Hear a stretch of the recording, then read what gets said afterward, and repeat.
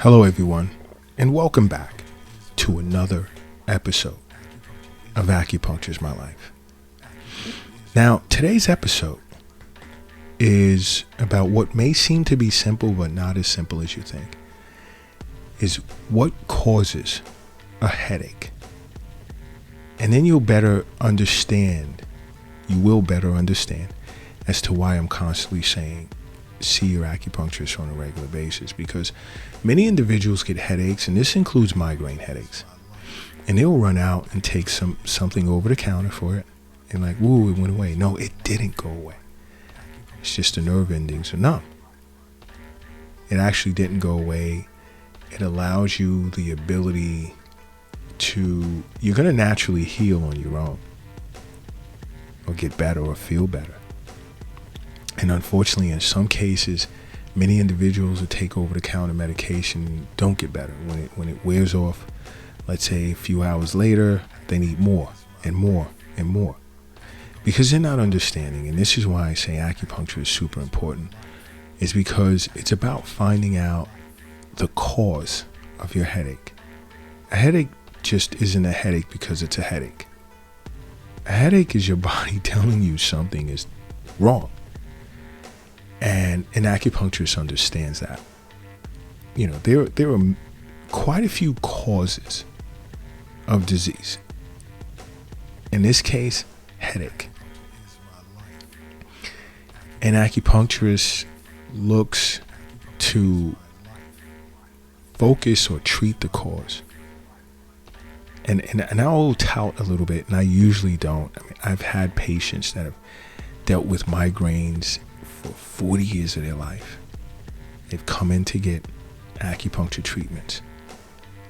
And just after a few sessions, there's been 3 sessions, some it took as much as 12.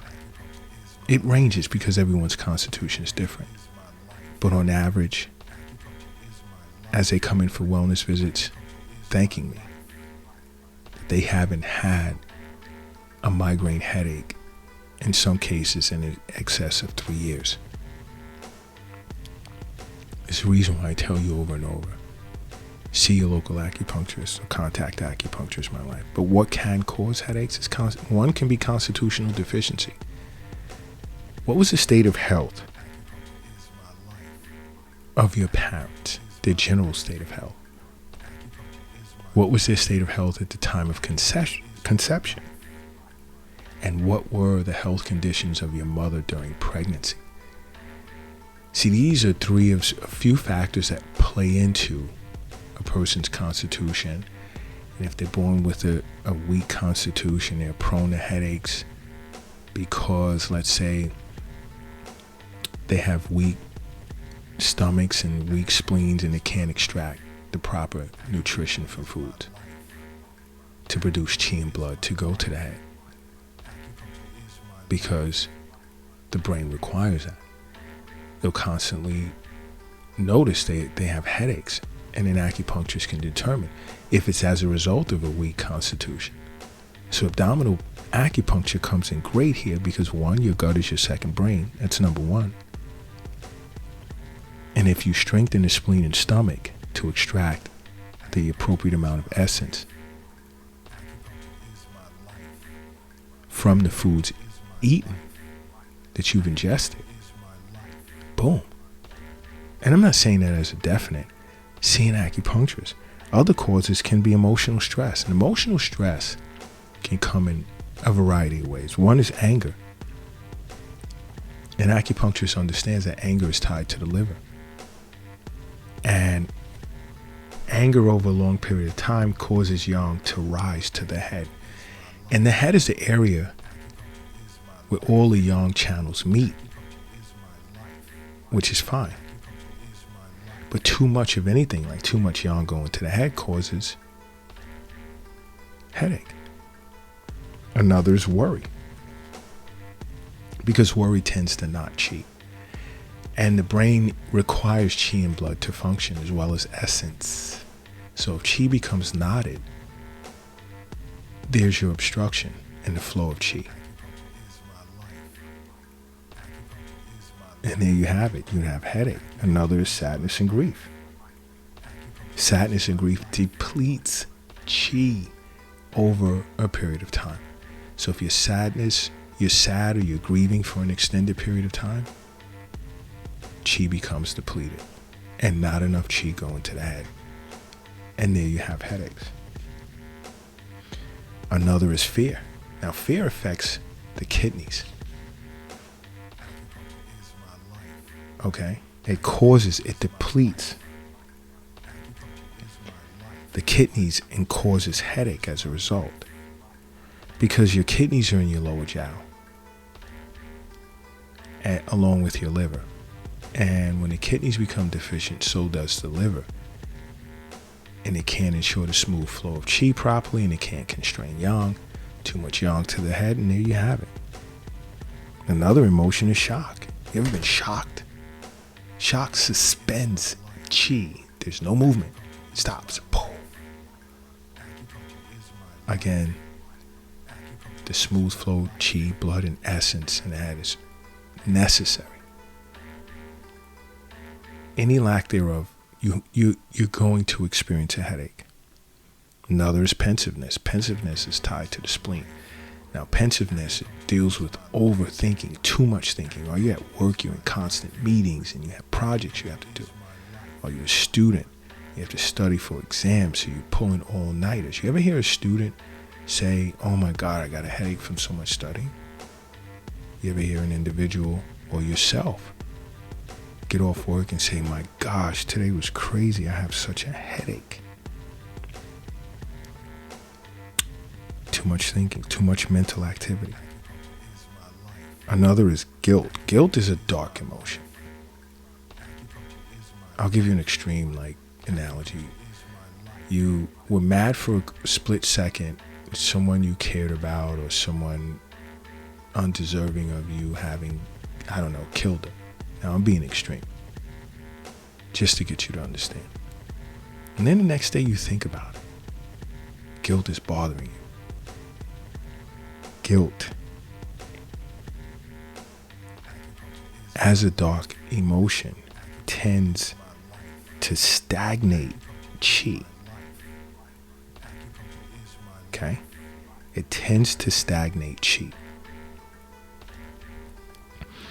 It affects the lungs, the heart, the liver, the kidneys, and chi will definitely stagnate in those areas as well. Another emotion can be shame. Okay? And shame causes chi to sink. And you need the chi to go up to the head, but an acupuncturist understands that shame causes it to sink. Another cause outside of emotions now is overwork. Are you working too much? Working long hours, not enough rest,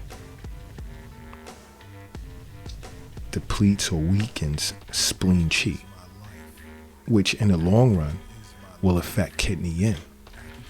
Now, weak spleen chi, I say this in so many podcasts, spleen and stomach is responsible for all post-heaven essence, postnatal chi. It extracts essences from the foods in which you ingested to properly nourish the body. So spleen chi is weak. Guess what? And I'm sure you can figure it out. And also kidney yin. Yin is cold, yang is hot. If yin becomes deficient, you have excess heat in the body. Excess yang. Yang goes up. Too much yang in the head. Then you have your headaches. This is why I say over and over, sit with your local acupuncturist. You'll learn all of this, as well as watch the Acupunctures in My Life channel on YouTube. There's so much information there as well. So much for you to learn from. Watch the Acupunctures in My Life channel. Another can be due to excess sexual activity. Excess sexual activity depletes kidney essence. Essence is required to nourish the brain. Yep. So now, if you're deficient in kidney essence, there's no essence to go up and nourish the brain. Headaches, migraines. Another I'm sure you can figure out is due to a regular diet. And here we are, we back to spleen and stomach again. A bad diet, what does that lead to? Now you could feel, oh, I eat enough. Eat enough of what? Because I know if you eat enough fruits and vegetables and fish and you drink enough water and you eat some brown rice and so forth and so on, you're not. No, I'm not going to say you're not, because I never speak in absolute terms. But if you're still getting headaches and your diet is good and you haven't put one potato chip, one slice of pizza, fried chicken, burgers and fries, any type of junk, chips, whatever, cakes, and you're still getting headaches, of course, definitely go see your acupuncturist. But the likelihood of that is close to nil, especially if you're drinking enough water. Many individuals don't understand how not drinking enough water causes a person to become dehydrated. Leads to headaches. Trauma, hitting your head on a hard surface or whatever, blood stasis. Blood becomes static in the head. Blood's not moving. Seeing acupuncturists reinvigorate chi and blood in the head. Childbirth can play a part too, because a child is a form of essence. Because it weakens a woman's liver, kidneys, especially their directing vessel. So usually immediately after childbirth, they become kidney essence deficient. And I see many patients, many mothers that had recently given birth to replenish, to have their kidney essence nourished, restored. And of course, exterior pathogenic factors as well can play a part. Because wind carries hundreds of diseases, viruses, bacteria, and all types of stuff with it. External wind. So now you combine exterior wind with cold. Cold tends to congeal and restrict the flow of chi and blood. Wind dampness. Wind can carry dampness. You could be in a damp environment. Dampness is obstructive. It precludes or inhibits yang from going up to the head. Now you're deficient in yang in the head. Headaches, empty headaches. It obstructs the flow of chi as well, dampness. This is why I say over and over, sit with your local acupuncturist or contact Acupuncture Is My Life. And please, try and make acupuncture a part of your life. Because acupuncture is my life. What's yours?